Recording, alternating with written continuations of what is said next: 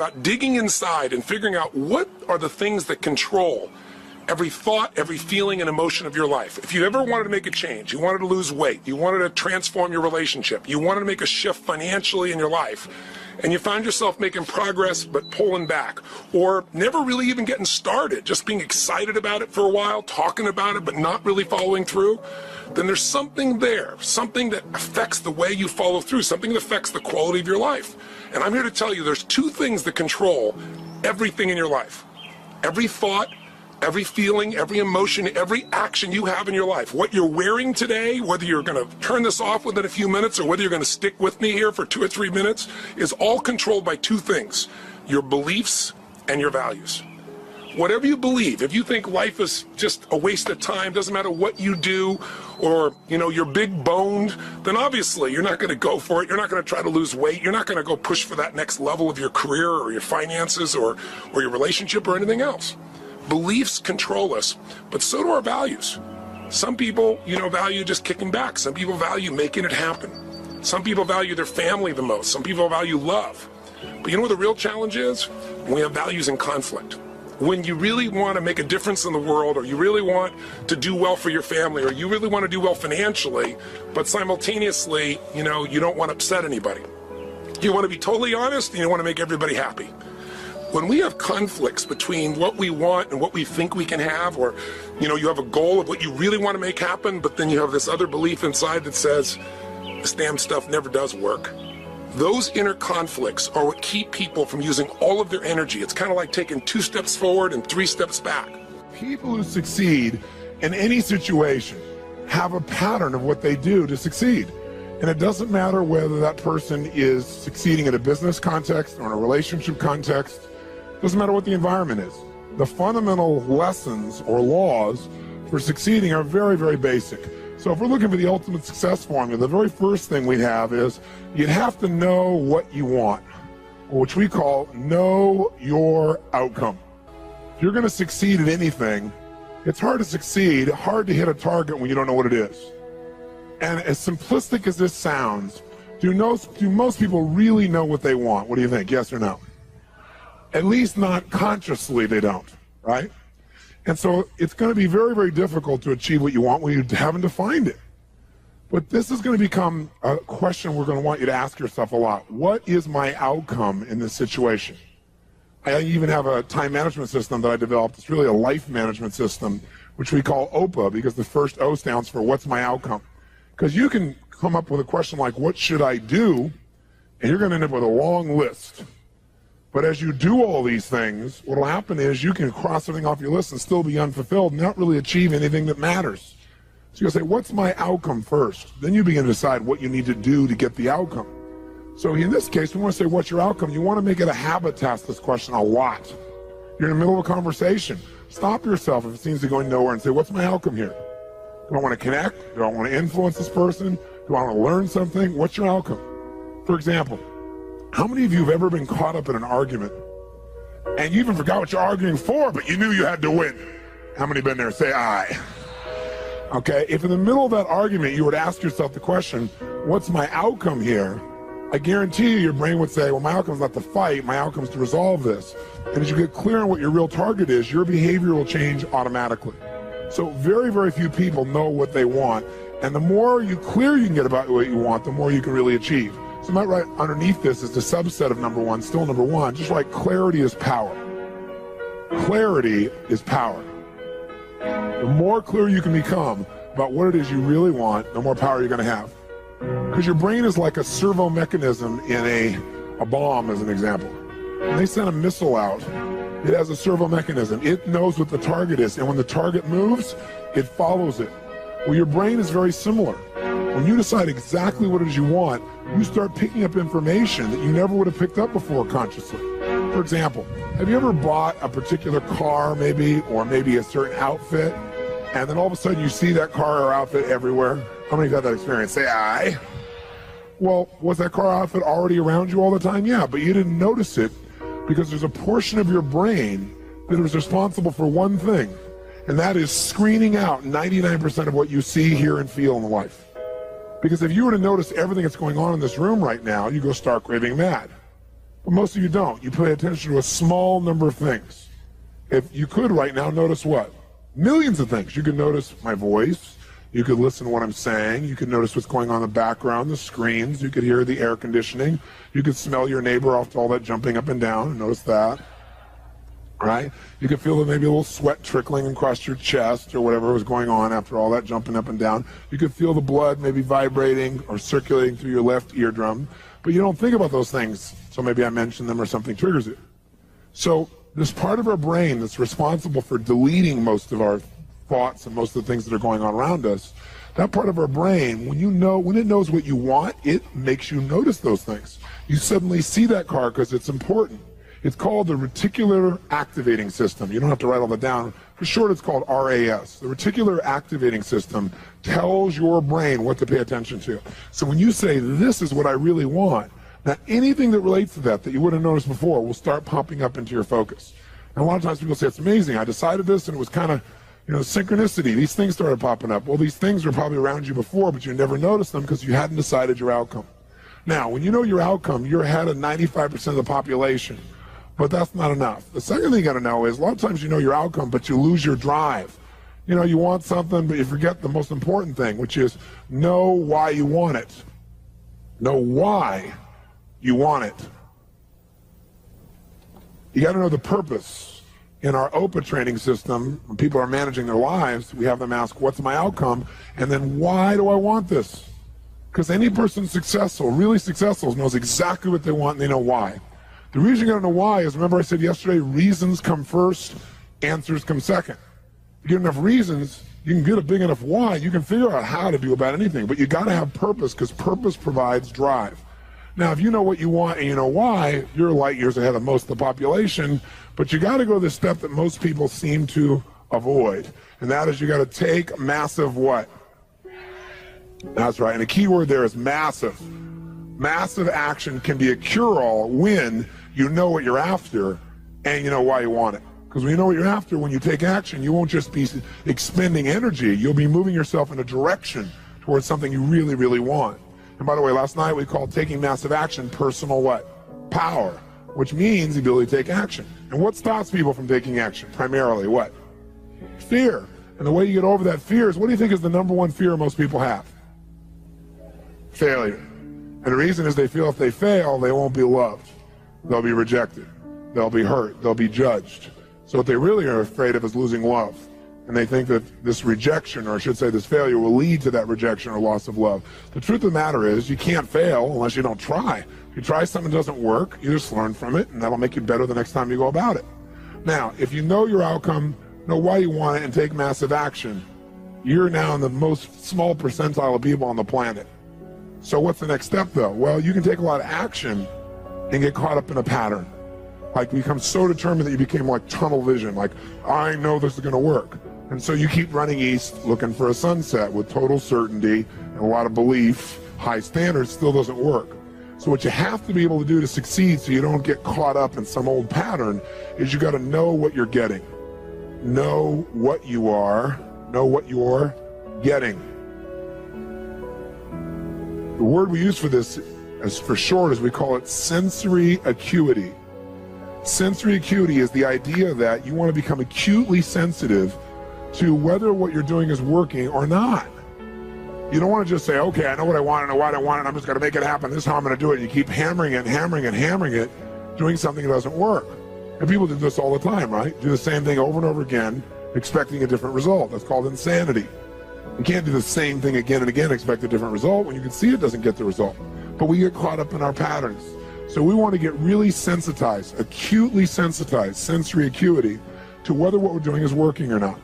And by the way, sensory acuity is really the measure of a person's intelligence. What I mean by that is, how do we measure intelligence? Intelligence is a measure of the number and quality of distinctions you have in a given situation. Like, for example, if you talk to Eskimos, that's actually not the politically correct term anymore, I guess it's Inouye. If you talk to an Inouye, what we formerly called Eskimos, you'd find out that Inouye have more than a dozen words for the word snow. More than a dozen. Now, I'm from Southern California. Guess how many words I have for snow? One. I don't see any of it. It's called snow, baby. right? But they got to know what kind of snow. They got to make more refined distinctions to be effective in the world, to get their outcomes. They got to know what kind of snow you can build an igloo out of, what kind of snow you can take your dogs through, what kind of snow you can eat, right? What kind of snow you're going to fall through. So who has more intelligence, who has more power in that snowy environment? The Eskimo or me? Which one? Eskimo, because they have more sensory acuity. They have more refined distinctions about what each of these elements mean versus I just see it as snow. Now, if you took that Eskimo and you stuck him in my car in Los Angeles, then we'd find out that maybe I have a little more intelligence because he might try to steer the thing using the rearview mirror, right? He just doesn't know. So since he doesn't have that acuity, he doesn't have those distinctions, he wouldn't do terribly well there. See, some people I could hold this up and I could say, what is this? And they'd say, well, it's a cylinder. Other people say, no, that's a blue, white, and black cylinder. Someone else says, no, that's a blue color marker. A few people say, no, that's not just a blue color marker. That is a Pilot super color, bright and wide color marker, and if you get it in your clothes, it'll never come out. Now, which one of those people has more power? 1, 2, 3, or 4? 4, because they have the largest number of distinctions. So now, if you know your outcome, you know why you want it. You got your purpose. You got your drive. You got your A and OPA. This is outcome, purpose, action. You know the massive action. You're taking action, and you notice if it's working. What happens if you notice it's not working? You're taking action, but it's not getting you closer to your outcome. What's the obvious 5th step? The 5th step is change your approach. Change your approach. If what you're doing, your acuity says is not working, change it.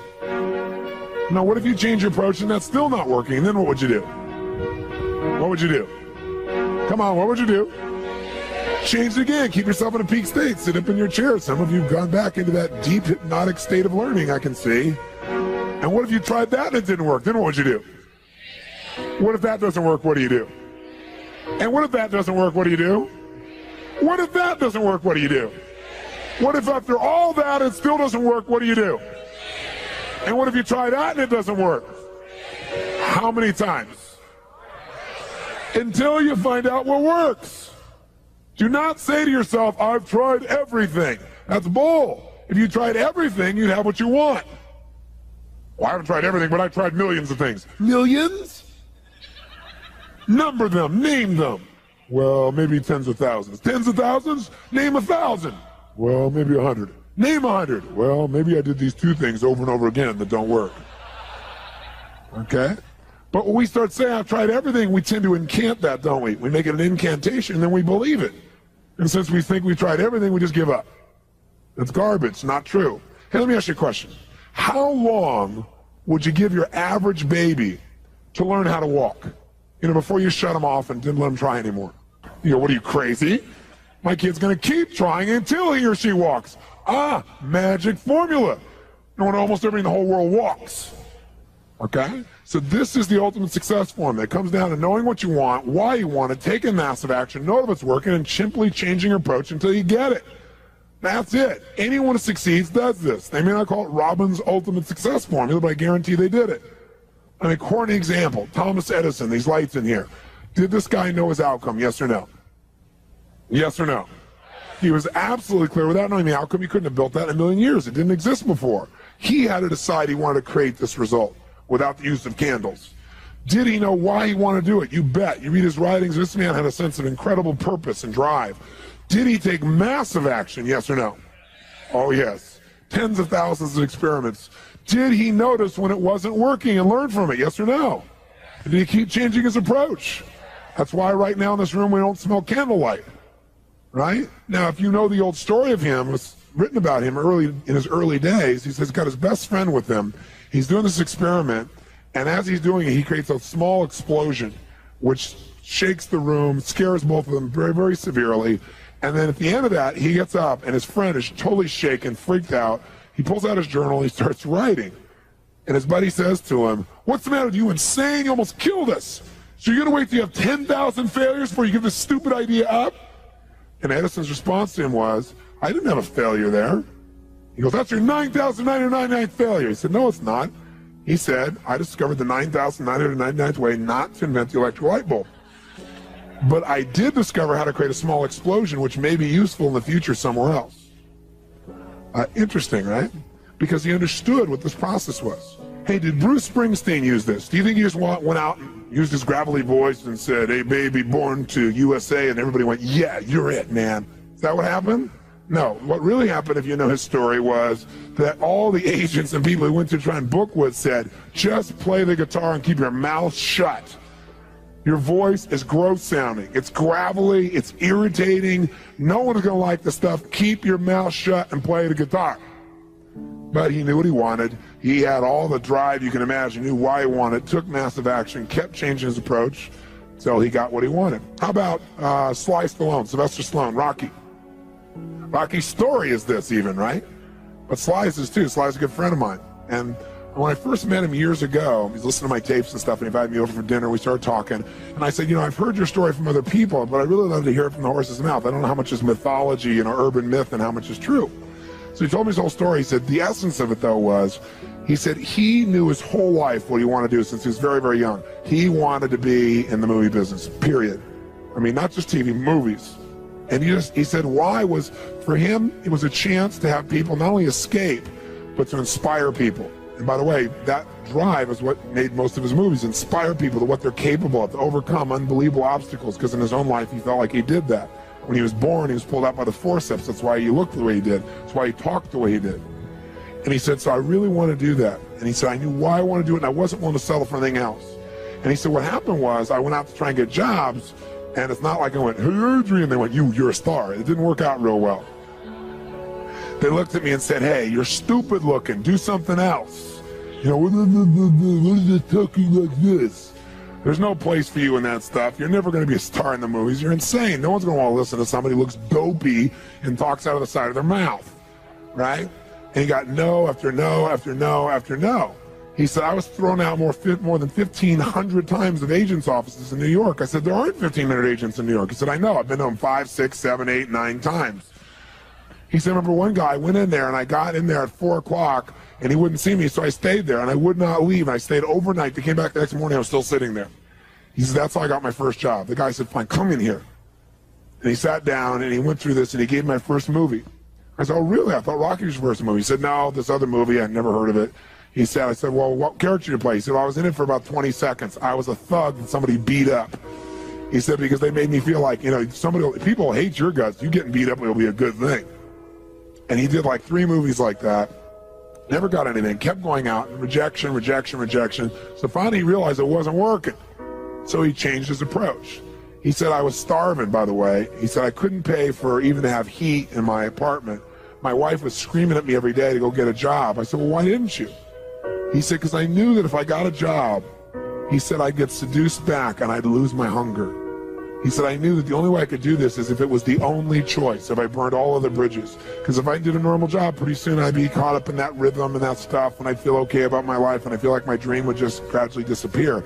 He said, I wanted to keep that hunger. That hunger was the only thing I thought was my advantage. He said, my wife didn't understand that at all. He said, we'd have these vicious fights, and he said, it was freezing. So I was broke, we had no money. And he said, so I finally went to the public library one day because it was warm. So I didn't want to read anything. So I went in, New York Public Library. He said, I was hanging out there, and I sat down in this chair, and somebody left a book there. And he said, I looked down at this book, and it were the poems of Edgar Allan, stories of Edgar Allan Poe. And he said, so I started reading it. He said, I got totally into Edgar Allan Poe. And he said, I know everything about it. He goes on for another 20 minutes telling me about Edgar Allan Poe. He knows everything, how he died, what it was about, what really happened. And I said, well, what did Poe do for you? He said, Poe got me out of myself. He got me to think about how I could touch other people and not worry about myself so much. And he said, it made me decide to become a writer. I said, just imagine Rocky the writer, right? And he said, so I tried to write a bunch of screenplays, nothing worked. I was totally broke. He said, I didn't even have $50. And he said, and finally, he said, I sold a script. It was called Paradise Alley. He said, it's a movie I made many years later, but I sold it. And he said, I sold it for $100. He said, but $100 was a ton of money, man. I was so thrilled. I thought, I'm on my way. But it never led to anything. And he said, so finally, he said, I kept going and going and going. He said, finally, we were so broke. He said, I hawked my wife's jewelry. He said, Tony, there's some things in life you should never do. He said, that was basically the end of our relationship. She hated my guts so much. He said, now we were so broke, we had nothing, no food, no money. And he said, the one thing I loved most in the world was my dog. He said, I love my dog because he gave me unconditional love, unlike my wife. And he said, so what happened was, though, we were so broke that to survive, I couldn't even feed my dog. So I went to a liquor store. He said it was the lowest day of my life. And I stood outside the liquor store trying to sell my dog to strangers. He said, I tried to sell my dog for $50. And he said that finally this one guy negotiated with me and bought my dog for me, my best friend on earth, for $25. He said, I walked away from there and I cried. He said, it was the worst thing that ever happened in my life. He said, 2 weeks later, I'm watching a fight between Muhammad Ali and Wepner, this white guy that's getting bludgeoned but just keeps on coming even though he gets the hell beat out of him. And he said, I got an idea. He said, as soon as the fight ended, I started writing. He said, I wrote for 20 straight hours. I did not sleep. I wrote the entire movie in 20 hours straight. Right then. Saw the fight, wrote the movie. Whole thing, done. He said, I was shaking at the end. I was so excited. He said, I really knew, man. I knew what I wanted. I knew why I wanted it. He said, just like you teach that formula. He said, but I said, man, I took the action. Now it's time to deliver. And so he said, I went out and started trying to sell it to agents. And they all would read it, and they'd say, you know, this is predictable. This is stupid. This is sappy. He said, I wrote down all the things they said, and I read them the night of the Oscars when we won. And he said, it was really good, right? The greatest revenge is massive success. And he said, so what happened was, he said, I kept going, trying to sell it, nobody going, I'm broke, I'm starving. He said, finally, I meet these guys, they read it, and they believe in the script, and they love it. And they offer me $125,000 for my script. I said, oh my God, you must have been out of your mind. He said, I was. I said, just one thing though, guys, you got a deal based on one thing. And they said, what's that? He said, I got a star in it. They went, pfft. What are you talking about? You're a writer. He said, no, I'm an actor. He said, no, you're a writer. He said, no, I'm an actor. That is my story, and I'm Rocky. He said, I got to play it. You know, I got to be the head person. I got to be the starring role. And they said, there's no way. We're not going to pay you $125,000, take some no name and stick you in that and throw our money away. We need a star, you know? And they want to have Ryan O'Neal play Rocky, to give you a picture. Can you imagine? That's who they'd pick, right? And so he said, no way, Ryan O'Neal's in Rocky, I'm Rocky, went through this whole thing, right? They finally, they said, well, take it or leave it. He said, I left the room. I said, if that's what you believe, you don't get my script, and he left. Here's a man with no money, none, totally broke, offered $125,000 more money he'd seen in his lifetime, and he walked away because he knew his real what? Knew his real what? And why he wanted it, he was committed to it. So he said they called him a few weeks later, and they came and brought him back, and they offered him $250,000 not to star in his own movie.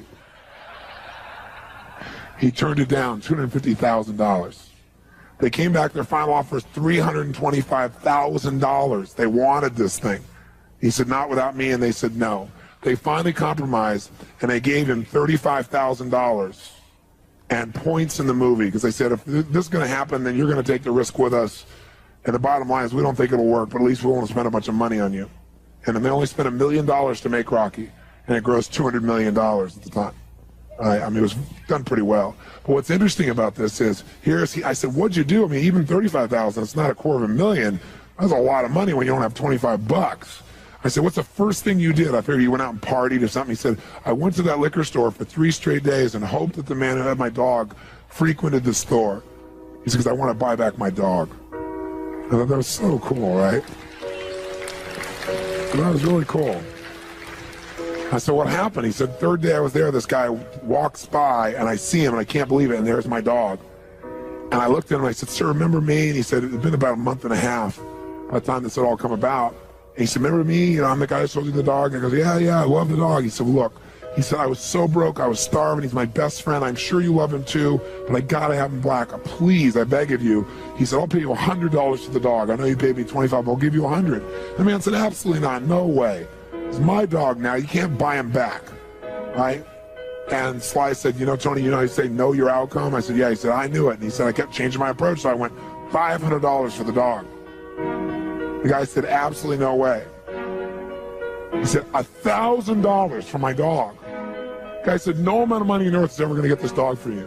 I said, what'd you do? He said, I knew my outcome, right? Because he listened to these tapes, kept to him. He said, I decided to take massive action. He said, I got my dog. I just kept changing my approach, so I got it. I said, what'd it cost you?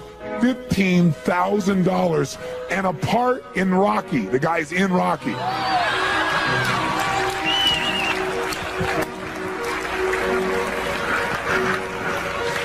You know that dog in Rocky, Butt Kiss?